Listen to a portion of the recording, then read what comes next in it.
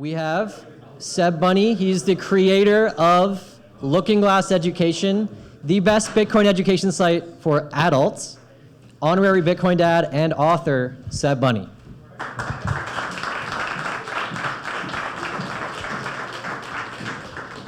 Thanks a lot, Julian. And first and foremost, before I dive in, I just want to say thanks to Fussler, because what he is hosting here, there is like no one else that competes. So it's a mini conference, so everyone just give a quick hats off to Fussler.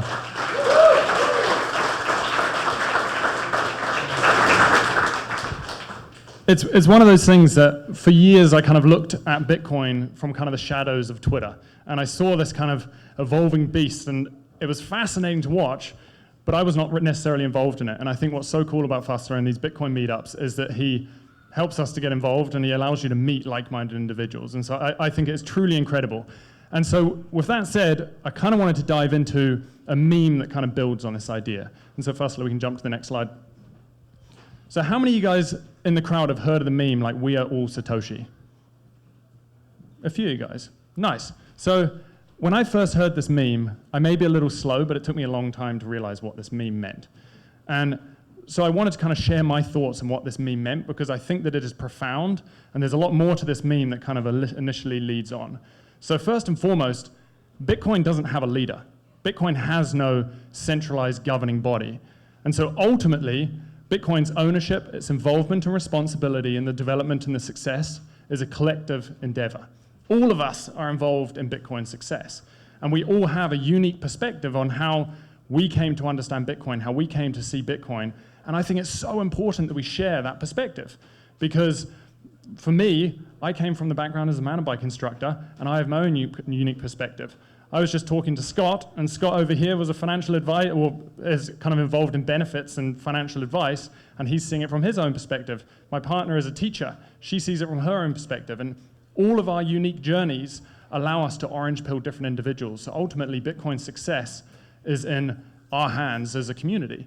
And so with that said, what does all this mean and why does this matter? And so Fussler, we can go to the next slide. This realization, money matters profoundly, this didn't come easy to me. For me, I would say I had a relatively normal upbringing, and this realization kind of came about through the last 30 years of my life. And what I started to realize is that money, like language, is just a medium of expression. It is how we express to the world what it is that we value.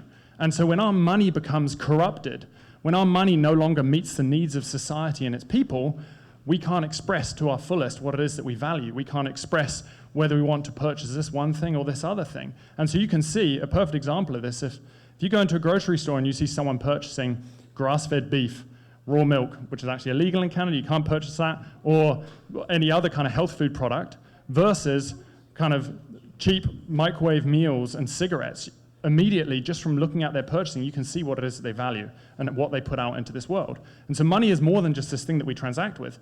It's a medium of expression. It's how we express what it is that we value. But again, like diving into this realization only came about from my own unique journey, and this is how I kind of piece together and I see money. So Fussler, we can go to the next slide. So I'm going to kind of dive into three events in my life that I think, although there's many others, these are kind of three events that have shaped my orange pilling journey and kind of who I am today. So, and all of them, I should say, revolve around money. So the first one is I was born into a pretty normal family. My parents separated when I was about 5 years old, and I was raised by my mum. And because I was raised by my mum had to go out in order to be able to put food on the table and a roof over my two brothers and our heads. In order to do that, she had to work more. And because she had to work more, she was spending less time with us as kids. And so our emotional and developmental needs weren't necessarily being met. And I can see how that's played a role in my brothers and myself. Now, you can also see or I would also say that a second event is when I was about 9 years old. When I was 9 years old, there was a scooter at the toy store that I really wanted. I wanted it more than anything. So I saved up for about 3 months for this scooter. I went down to the toy store to go purchase this scooter with my dad. And my dad felt at the front desk with my two brothers that it was unfair that I was getting a scooter and my other two brothers weren't. And so he ended up buying the scooter for my two brothers, and I had to pay for mine out of my pocket money. And what I realized in this moment is this is the Cantillon effect. Those guys that aren't familiar with the Cantillon effect, it is basically those closest to the monetary spigot benefit disproportionately. And that's how our monetary system works today. Those closest to our monetary printer benefit disproportionately. And I realized this on like a microcosm level within the family unit. And then finally, the event of kind of mountain biking and how kind of, I would say, what led me to Bitcoin, which is the fact that through all the way through my teenage years, I was obsessed with mountain biking. Mountain biking drove me to kind of the ends of the earth in order to kind of like seek that passion, that thrill.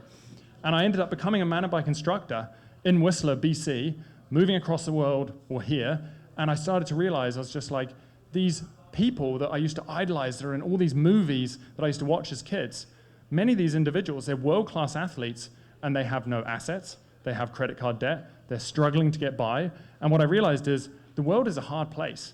We can't pursue the things that we're passionate about. The world is making it almost impossible to get by, and so you can see these three events, like being a mountain bike instructor and struggling to get by, but also seeing world-class athletes struggling to get by. The situation with my dad, realizing that money shapes who we are, and those closest to the monetary spigot benefit disproportionately. And the last one, seeing my mum and being raised by a single child and seeing how a single family alters how we grow up and our developmental needs. This made me realize how important money is, how money shapes who we are as a society. And so from this, I started to realize, firstly, we can go to the next slide. So from this, I started to realize that everything is downstream of money. When you alter the monetary layer, it impacts everything in society. And so firstly, we can go to the next slide. I'm going to dive into a couple different examples when it comes to behavior, but there is an endless list of these. And so as Bitcoiners, we're probably familiar with time preference. And so a perfect example of this, just to keep it simple, is when our money is losing value from one day to the next, are we incentivized to save? No, we're incentivized to consume. And so what has ended up happening is just by altering the dynamics of our money, we've actually changed our behavior. Do we look to the future for stability? Do we look to the future for security?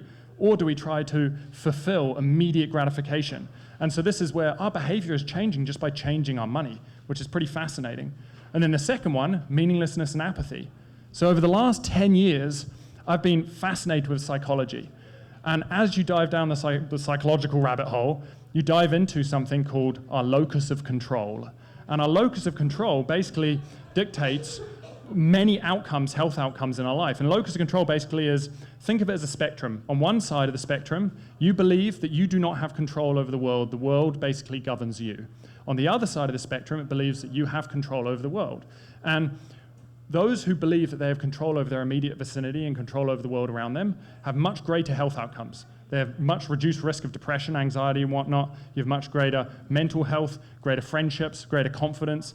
Those that believe that the world basically governs them, that they have no control over themselves, lead to much poorer health outcomes, much higher rates of depression, anxiety, obesity, and this has been studied extensively.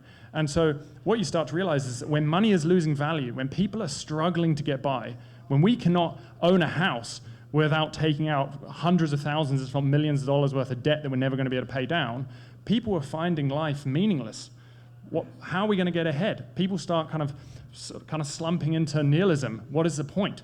And so this is a result of our money. And then finally, altruism. So you guys may have heard of Maslow's hierarchy of needs. So Maslow's hierarchy of needs, basically it's a 5-tier pyramid, and it states that you cannot fulfill these upper needs until you meet your basic needs. And so those basic needs are your basic survival needs. You need food and you need shelter. Once you meet food and shelter, you can start diving into relationships. You can start diving into self-actualization and giving back. But the problem with our society today is the rising cost of living means that it's harder and harder to get by. And given that it's harder and harder to get by, our aperture of awareness starts to narrow. We're no longer focused on trying to give back. We're trying to focus on just surviving. And so society, these are just 3 examples how our money and changing our monetary environment has now altered how we show up in this world. And you can now take this and extrapolate it out into these various aspects of society.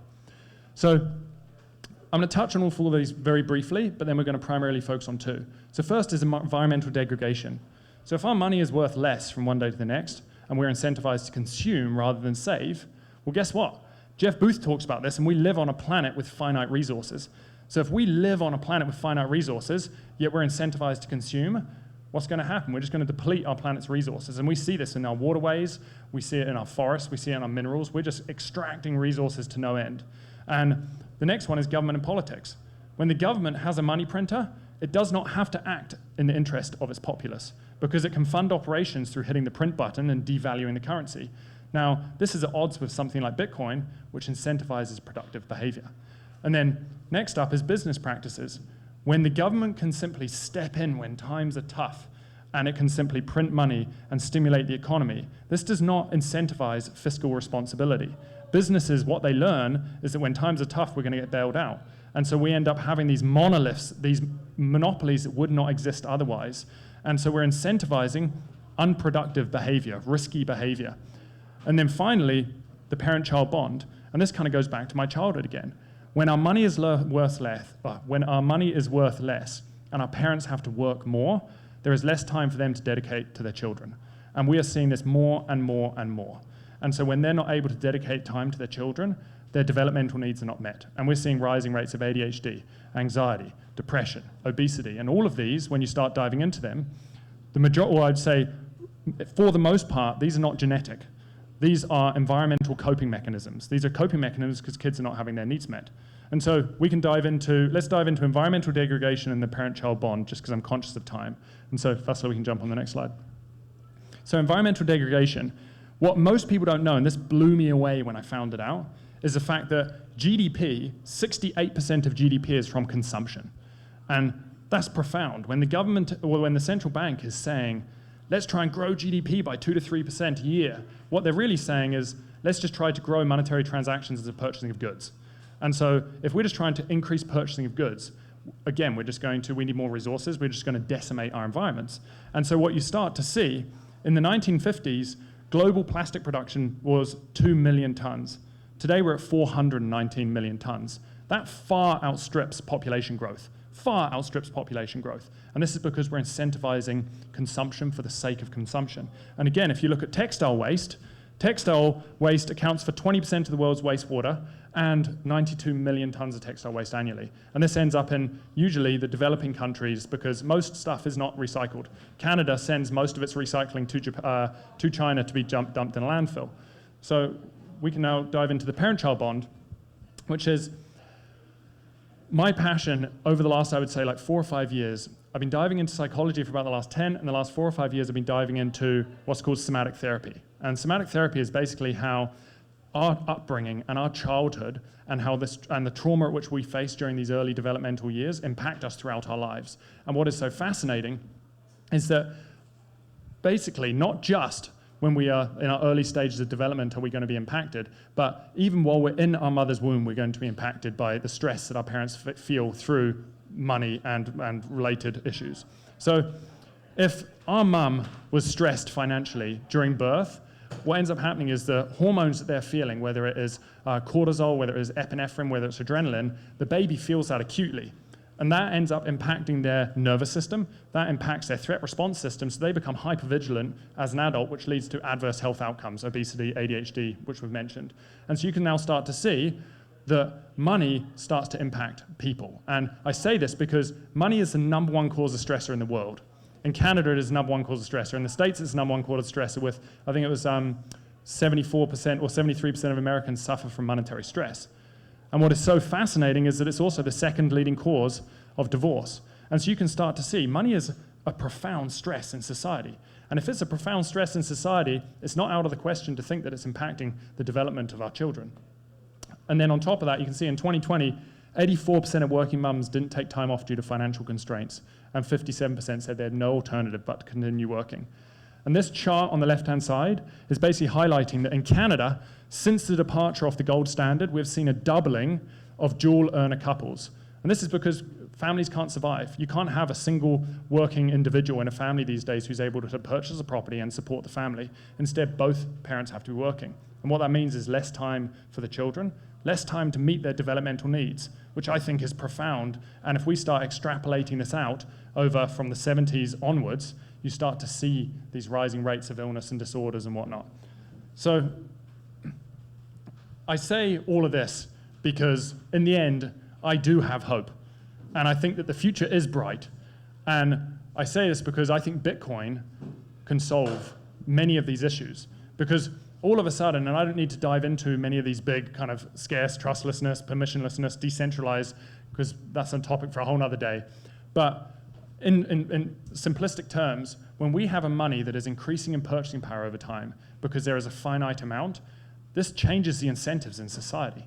All of a sudden, let's take mums, for instance, and dads. If you have a money that's increasing in purchasing power, then parents over time can work less, not more. And so if parents can work less, not more, then they can dedicate more time to their children. And so if children are feeling more nourished, if they're having their needs met, their emotional and physical needs met, this is going to lead to incredible benefits for that child throughout the rest of their life. And so we can also see the same things in our environment. If we are incentivizing saving over consumption, what does that do? Well, all of a sudden we're going to drop consumption. By dropping consumption, there's going to be increased competition amongst corporations. If there's increased competition, it's going to weed out those who are offering poor quality products, and it's going to help drive up the quality of product and the values at which people are pushing. So you also see the same thing in government. By removing money from government, all of a sudden government has to act as a fiscally responsible entity. That doesn't mean that they can't stimulate the economy when times are tough, but in order to do that, they need to save, and they actually need to think long term. And so you're changing the incentives of society. And I think this is profound. And so ultimately for me, Bitcoin is the answer to many of the issues that we face. And that's not to say that we're not going to have other issues that pop up, but many of the issues we face today are because of our monetary system. Because everything, I believe, is downstream of money. And so we can jump to the next slide. And so tying it back to like, we are all Satoshi, yes. This journey, for me, is something that I didn't realize how profound Bitcoin is until I started to reflect on how money alters us as individuals, how money has played a role in my own life. And all of you have your own journey. All of you have your own experiences which led you to this room, which led you to Bitcoin, and you see how Bitcoin is altering the world around you and altering your own lives. And so I would say, given that there is no marketing department, there's no CEO of Bitcoin, ultimately Bitcoin's success is in our hands, which is scary, but it's also profound and it's incredible. And so I think that in the end, I would ask you, how has money impacted you, your life, and those around you? And if you're open, I would say share your perspectives with those, whether it's social media channels, whether it's social events, because in the end, we as a community are ultimately what makes Bitcoin succeed. And so we can kind of dive to the end. So I just want to say thanks, and more than anything, I want to say thanks to the Bitcoin community, because those before me, it's incredible what they have done, and even many of the individuals in this room. And I think this community is the coolest, most mind-blowing community. I've never met a community at which I can walk into a room and have a conversation with almost anyone about topics that I would never dare about having conversations with up in Whistler where I'm at. And I just want to thank everyone in this room. And then on top of that, if you want to find me, you can find me on Twitter at Seb Bunney. You can look at Looking Glass Education for educational resources that we offer. And a lot of this content as well, I like to take a different approach to money and look at it, how it's impacting the average layman and these other areas of society like the parent-child bond and environmental degradation. And all of this is in a book that I've been writing for the last year called The Hidden Cost of Money. And so that will be out in the next 2 months. So if you want to reach out, you guys can definitely check that out. But again, thanks everyone. Woo!